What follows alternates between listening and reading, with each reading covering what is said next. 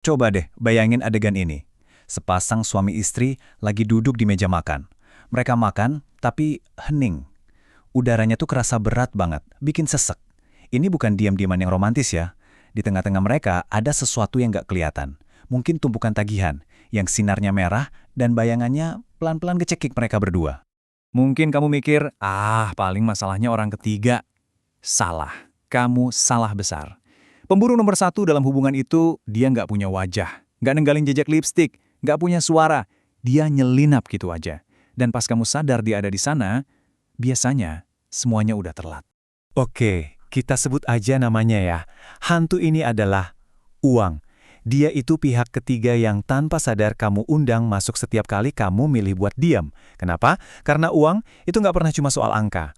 Uang adalah ujian kejujuran paling brutal yang pernah ada. Gini deh, waktu kamu bilang, saya terima nikahnya, kamu tuh nggak cuma nikahin satu orang. Kamu juga nikahin seluruh sejarah ndak kelihatan yang dia bawa. Semua luka dan trauma finansial keluarganya, mungkin ketakutan ibunya soal kemiskinan, atau obsesi ayahnya sama status sosial. Nah itu semua kamu nikahin juga. Nah, ini nih yang sering jadi masalah. Buat yang satu, uang itu kayak benteng pertahanan. Buat pasangannya, uang itu sayap buat terbang. Ini kan benturan dua dunia, dua filosofi yang beda banget. Kalau nggak disamain frekuensinya, ini tuh bom waktu. Tinggal nunggu kapan meledak dan ngehancurin hubungan kalian.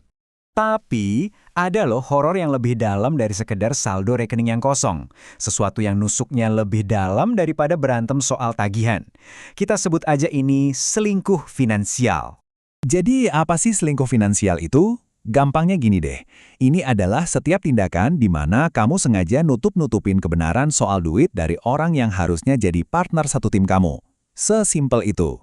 Dan bentuknya tuh bisa deket banget sama kita. Mungkin bukan soal beli tas jutaan, tapi soal diam-diam nyicil handphone baru. Bukan soal utang miliaran, tapi soal pinjol yang dirahasiain karena malu ketahuan. Atau bahkan yang sepele banget, bilang harga barang jauh lebih murah dari aslinya. Pengkhianatan-pengkhianatan kecil yang kalau numpuk jadi gom. Jadi ini poin paling pentingnya. Setiap kebohongan kecil itu, setiap angka yang kamu sembunyiin, itu kayak ngebunuh sepotong dari dunia yang kalian bangun bareng-bareng. Kalian mungkin masih tidur di kasur yang sama, tapi secara mental, kalian udah hidup di dimensi yang beda. Dimensi yang isinya cuma curiga. Oke, sekarang kita coba bedah logikanya ya. Anggap aja hubungan itu kayak sebuah sistem. Nah, setiap kegagalan sistem itu pasti bisa kita lacak. Pasti ada logikanya. Coba lihat rumus sederhana ini. Konflik itu sama dengan ekspektasi gaya hidup dibagi sama transparansi radikal alias kejujuran total. Artinya apa? Artinya, makin hedon gaya hidup yang kalian kejar dan makin minim kejujuran di antara kalian, ledakannya bakal makin gede. Ini bukan sihir, ini matematika biasa. Dan grafis ini nunjukin dengan jelas banget. Lihat deh gimana kepercayaan itu hancur. Bukan turun lagi, ini namanya anjlok, terjun bebas. Satu rahasia, oke, mungkin masih bisa dimaafin.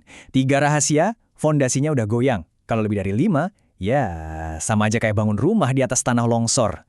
Jadi, biar clear ya, masalah utamanya itu bukan soal kurang duit, itu cuma gejalanya. Penyakit aslinya adalah hilangnya rasa aman buat nunjukin kelemahan. Saat kamu sama pasanganmu udah nggak bisa lagi ngelepas topeng, aku kuat, aku bisa sendiri. Kalian malah jadi kompetisi ego, padahal harusnya satu tim. Terus gimana dong? Apa ada jalan keluarnya dari neraka sunyi ini? Jawabannya ada. Mungkin kedengerannya ekstrim ya, tapi justru ini yang paling dibutuhin. Ketelanjangan finansial. Langkah-langkahnya jelas kok. 1. Hadapi angka-angka kalian. Buka semuanya. Duduk bareng. 2. Akui trauma kalian. Cari tahu ketakutan soal duit ini datangnya dari mana.